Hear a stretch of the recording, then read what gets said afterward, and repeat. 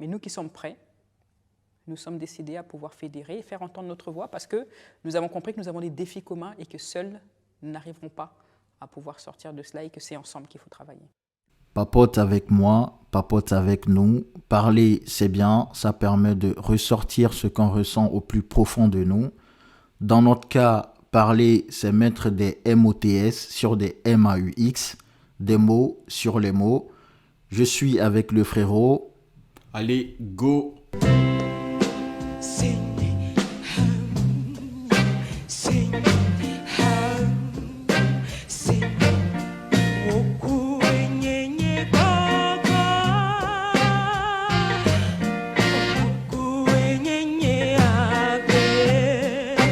Dans son livre Conscientisme, philosophie et idéologie pour la décolonisation paru en 1964, Kwame Nkrumah défendait l'idée que la souveraineté réside dans les peuples et que les Africains doivent être les maîtres de leur destin. Voilà des paroles pleines de sens. D'ailleurs, je recommande ce bouquin. Vous devez le lire, c'est un super bouquin qui est toujours d'actualité. La souveraineté, c'est quoi? La souveraineté pour un État, c'est avoir la capacité de mener sa politique, d'orienter son pays, de collaborer avec qui il veut, sans l'ingérence des puissances étrangères. Mais actuellement, quand on remarque l'hégémonie mondiale qu'on a toujours connue depuis un moment, qu'est-ce que le souverainisme dans un contexte marqué par une forte dollarisation? Tu sais, l'hégémonie des États-Unis a été quelque chose de très bien ficelé. Je te fais un cours d'histoire vite fait. Vas-y. Ok. Y a une expression populaire qui dit le nerf de la guerre, c'est de l'argent. Et les Américains, ils l'ont très bien compris. Tu vois. À la fin de la Deuxième Guerre mondiale, en 1944, avec 44 pays, encore, drôle de chiffre, ils ont mis en place un système d'échange qui est fixé sur le cours de l'or et sur le dollar américain. À la base, c'était d'abord l'or et ensuite le dollar américain. Sauf qu'avec le temps, qu'est-ce qui va se passer? L'or a été mis au second plan et les échanges se font exclusivement avec le dollar américain. Donc tu me parles de l'accord du Bretton Woods. Exactement, tu as très bien compris. Et ce qui se passe, c'est que ces échanges avec le dollar américain confèrent une suprapuissance aux États-Unis. C'est dans ce contexte que les États, autrefois émergents, maintenant émergés, ont décidé de mettre en place une alternative à cette hégémonie. Et donc, ils ont mis en place une institution dont l'idée principale est de créer un monde multipolaire dans lequel chacun a le droit de gouverner son État selon ses propres croyances, selon ses propres visions politiques, selon ses propres ambitions. Et c'est de là qu'est né le BRICS. Le BRICS, c'est 2 tiers de la population mondiale. C'est normal parce que tu as la Chine, tu as l'Inde, tu as l'Afrique du Sud. Le Brésil. Le Brésil, la Russie. La Russie. Ouais. Et c'est également la première puissance mondiale économique, actuellement. Et Attends, donc tu es en train de me dire que le PIB des BRICS dépasse le PIB des États-Unis, pour faire simple, de l'OTAN, des États-Unis et de l'Union européenne. Et de loin. Et cette première puissance mondiale décide de commercer en une autre monnaie que le dollar. Cela s'est accéléré depuis la guerre en Ukraine et les sanctions qui sont tombées contre la Russie. Tu vois, ils ont été retirés du système d'échange SWIFT.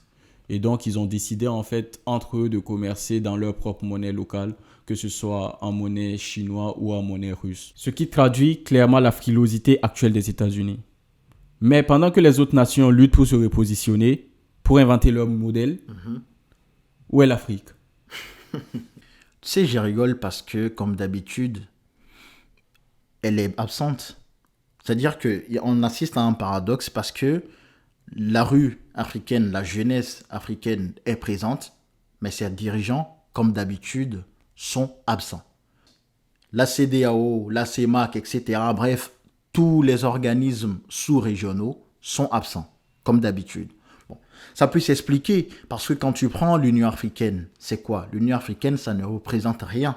Ça ne sert à rien. C'est quoi le bilan de l'Union africaine? Depuis qu'elle a été pensée, là je ne parle pas de l'Organisation de l'Unité africaine, je ne te parle pas de l'OUA qui a été créée par les pères de l'indépendance, qui avait une vision bien réelle de ce qu'il faut faire. On sait le sort qui leur a été réservé. Mais je te parle de l'Union africaine créée depuis les années 2000. C'est quoi son bilan? Rien.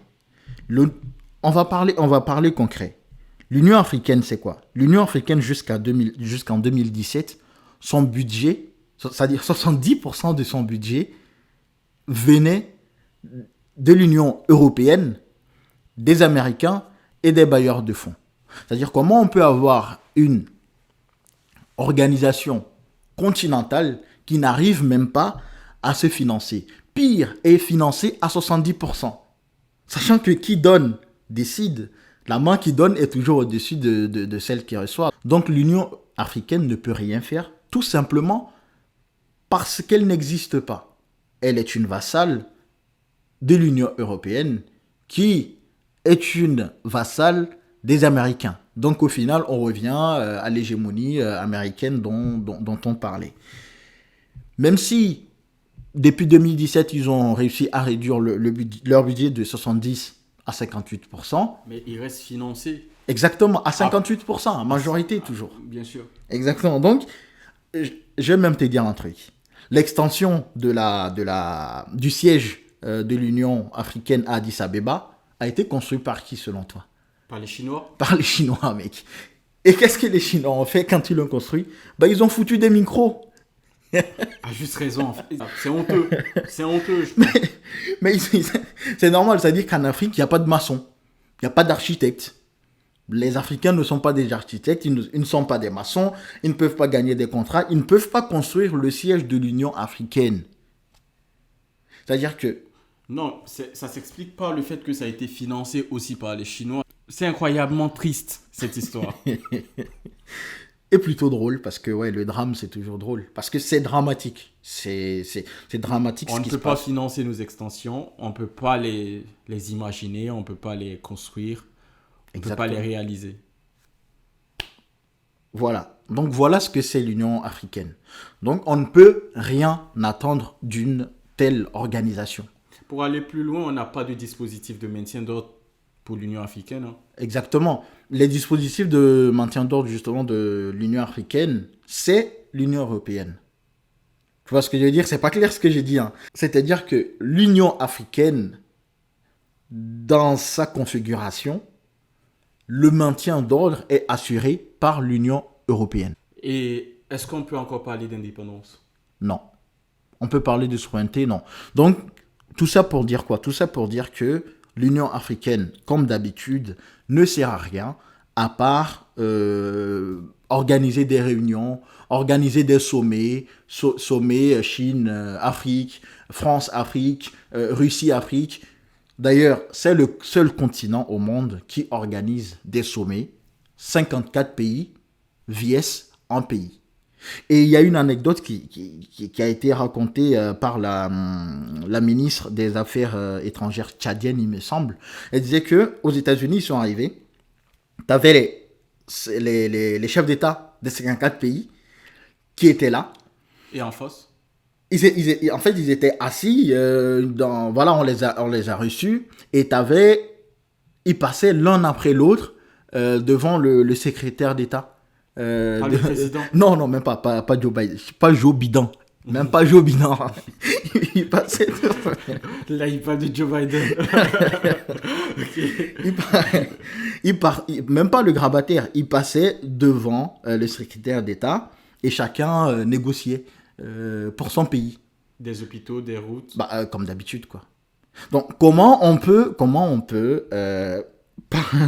attendre quelque chose d'une telle organisation? On oublie. Prenons les organisations sous-régionales. Allez, on va parler de l'ECOWAS, la CEDEAO. C'est quoi la CEDEAO? C'est rien la CEDEAO. Voilà. Ça sert absolument à rien. Quand on dit que la CEDEAO ne sert à rien, c'est pas juste un mot. On remarque tout simplement que les objectifs qu'elle s'est fixés au début de sa création ne sont toujours pas atteints. C'est pour ça qu'on dit qu'elle sert à rien. Prenons la libre circulation des biens. Est-ce que la libre circulation des biens est acquise actuellement? Eh ben non. Les marchandises qui quittent, par exemple, Lomé pour Ouagadougou, tu as idée du nombre de contrôles et du nombre de tasks qu'on doit payer? Une bonne dizaine. Voilà. Donc, rien que ça, ce n'est pas acquis. Maintenant, le pire, c'est qui, moi, m'énerve le plus, c'est la circulation des personnes. C'est-à-dire que quand tu voyages du Libéria au Togo, crois-moi que tu dois présenter un passeport avant de rentrer dans chaque pays. Je ne te parle pas de la carte d'identité, hein, parce que ta carte d'identité nationale t'oublie. Il te faut un passeport pour pouvoir circuler chez toi. Mais ça, rien que ça, c'est pas normal. Donc si on dit que ça sert à rien, c'est justement parce que ça sert à rien. Je le dis parce qu'on voyage tous dans la sous-région et on voit ce qui se passe. La CEDEAO, ce n'est rien d'autre que là, pour le coup, une sous-traitance de la France, pour le coup, et de l'Union européenne. Non, que de la France, je pense. Ouais, et de ses amis. Ouais. Parce que, pourquoi je dis ça? Regarde,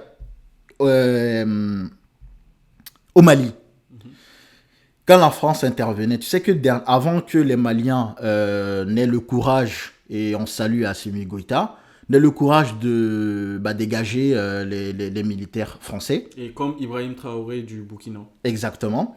Avant qu'ils aient le courage de le faire, tu sais qu'il y avait une autre force qui était en train de s'organiser sur le territoire, notamment les forces de l'Union européenne maintenant. C'est-à-dire que ce n'était pas les forces françaises, pas que les forces françaises, tu avais les forces de l'Union européenne, notamment des pays du Nord. Donc c'est eux qui ont d'abord été chassés en premier, avant même les forces françaises. Hein. Ouais. Voilà. Donc c'est pour cela que je dis, bon, la CEDEAO, c'est il y a une mainmise de la France sur la CEDEAO, ça c'est connu, et bon, ne sert à rien. C'est-à-dire que la CEDEAO, je n'ai pas les mots parce qu'elle ne sert à rien. Quand la crise, quand le Mali, Assimi Goïta et ses amis viennent au pouvoir, la CEDEAO, au lieu d'être source de résolution de problèmes, a été source de sanctions. La CEDEAO a décidé de sanctionner le Mali parce que le Mali se battait pour les Maliens. Ils ont subi un embargo de plus de 6 mois. Exactement. Donc, un tel pays, d'ailleurs, le Mali a très bien résisté à cet embargo, d'où le fait que j'arrête pas de dire que on assiste, au moins peut-être pour une fois, à un coup d'État militaire qui était très bien organisé, très bien ficelé, très bien réfléchi. Donc, encore une fois, chapeau à Assimi Goïta, comment il s'appelle le Premier ministre Le là capitaine Ibrahim Traoré du Burkina. Aussi. Mais je parlais du Premier ministre du Mali. Choguel. Choguel Maïga. Ce gars, je l'adore. Choguel Maïga, etc. Maintenant que le constat est fait et qu'on remarque que on est unanime là-dessus, que l'Union africaine, que les organisations sous-régionales ne servent absolument à rien, qu'est-ce qu'on fait? On laisse faire, on continue à organiser des sommets, à se filmer en costume cravate partout, main dans la main, alors que concrètement, ça sert à rien, ou on essaie justement de faire en sorte que ça puisse marcher. Parce que prends l'exemple de l'Union africaine, presque 40% des pays ne participent même pas au budget du fonctionnement de l'Union africaine. Donc ça explique le fait que voilà, tu as des autres nations, si vous voulez pas le faire, les autres nations vont le faire à votre place, quoi. Et s'ils le font à votre place, croyez-moi qu'ils vont toujours penser à eux d'abord avant de penser aux populations. C'est normal. Voilà. Donc on essaie soit, je sais pas moi, est-ce qu'on dissout ces organisations qui nous servent absolument à rien, ou on essaie de les renforcer? S'il faut les renforcer, qu'est-ce qu'on fait? Déjà, il faut avoir une autonomie budgétaire. Il faut que l'Union africaine soit financée à 100% par les États africains. Il faut qu'ils trouvent un moyen de le faire. Le président du Rwanda avait proposé une solution selon laquelle il fallait prélever sur les impôts d'importation. Je pense à 0, voilà. C'est toujours pas fait. Ça, c'est quelque chose qui aurait peut-être permis à ce qu'on augmente un peu notre part dans notre organisation, quoi. En fait, des décisions sont prises, mais ne sont pas appliquées. Exactement. Ça peut s'expliquer par le fait que peut-être que l'Union africaine dont on parle, c'est peut-être la désunion africaine totale. Parce que des pays africains qui vont marcher main dans la main, les 54 pays main dans la main, ça me semble un peu utopique. Prenons l'état des faits.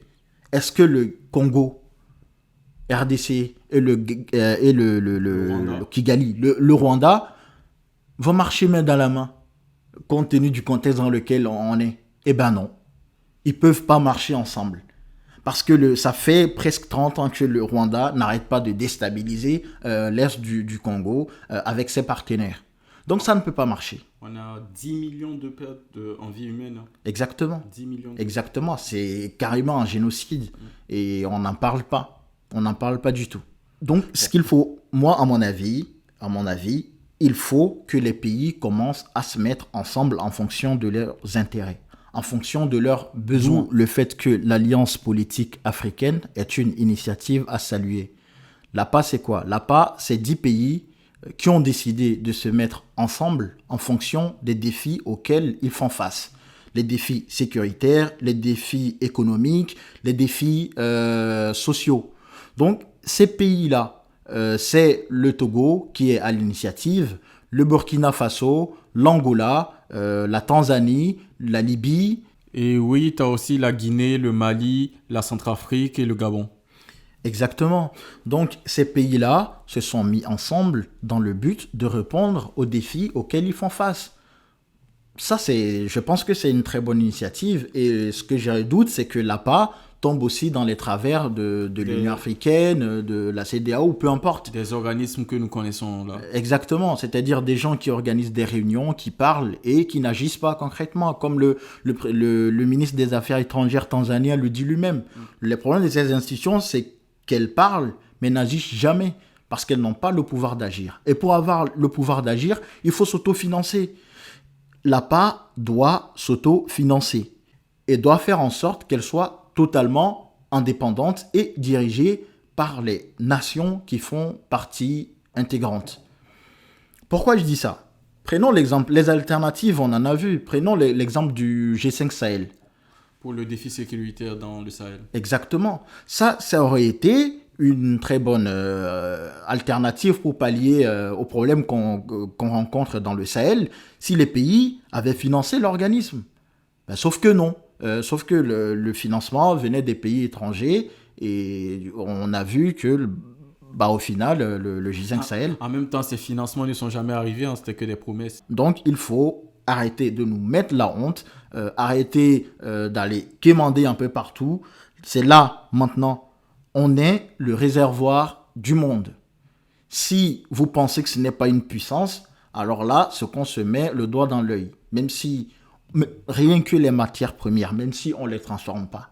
Si on a le contrôle de nos pays, ces pays-là ne peuvent pas se passer de nous, comme disait Boumediene. Donc, ils sont obligés de venir. S'ils viennent, on a plusieurs pays, on est 54 pays, il y a plus de 100 pays au monde. Ils vont venir chez nous pour nos ressources. Et donc, quand ces pays-là viennent, il faut négocier les contrats en fonction de nos intérêts. Il faut faire en sorte que les contrats que vous signez nous avantagent nous. Parce que c'est nous qui avons les ressources. Sans l'élément de base, ils ne peuvent rien faire. Ils peuvent avoir la technologie qu'ils veulent, mais ils n'ont rien. Avec leur technologie, ils vont faire quoi? Mais nous, on se comporte comme si on était les faibles et eux les forts. Sauf que c'est l'inverse. C'est nous qui avons tout. Là, la crainte qu'on a, c'est que les contrats qui sont signés actuellement, parce qu'on a une multitude de partenaires maintenant, notamment la Chine, les Russes, le Japon, etc. Donc, le problème, c'est qu'il ne faudrait pas qu'on signe des contrats qui soient juste moins pires que ceux qu'on avait avant.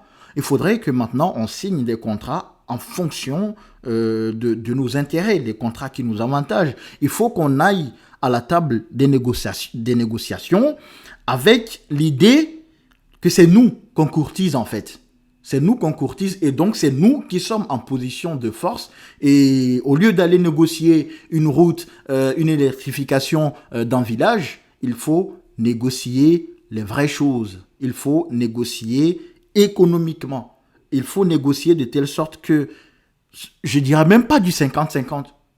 On ne devrait même pas faire du 50-50 parce que c'est nous qui avons la chose. On devrait faire même plus que ça. Et obliger ces multinationales qui viennent dans nos pays, entre autres, à créer des organismes de formation. Faire en sorte qu'on puisse transformer les matières premières chez nous. Pour de la valeur ajoutée. Exactement, pour de la valeur ajoutée. Ils viennent, ils signent des contrats et D'ailleurs, on parle d'un terme, moi, qui m'a toujours sidéré, c'est le transfert de compétences. Depuis quand il y a un transfert de compétences? Depuis quand quelqu'un décide de transférer des compétences juste comme ça? Vous pensez que la Chine est devenue la Chine parce que les États-Unis ont décidé de transférer les compétences aux Chinois? Eh ben non. Donc si nous, on attend qu'il y ait un transfert de compétences, ça n'arrivera jamais. Ce qu'on peut faire, c'est obliger ces organismes à employer des gens locaux. Quand je dis employer des gens locaux, c'est pas juste la main-d'œuvre, hein. C'est dans toute la chaîne de commandement. Ça doit être des gens issus des pays d'origine, les former. Parce que mine de rien, nous avons aussi de la compétence, il faut les mettre, il faut les valoriser. Exactement. Donc, on les oblige à former les gens de nos pays, à construire des structures de telle sorte qu'on puisse avoir une population locale qui bénéficie tous les jours de ces ressources.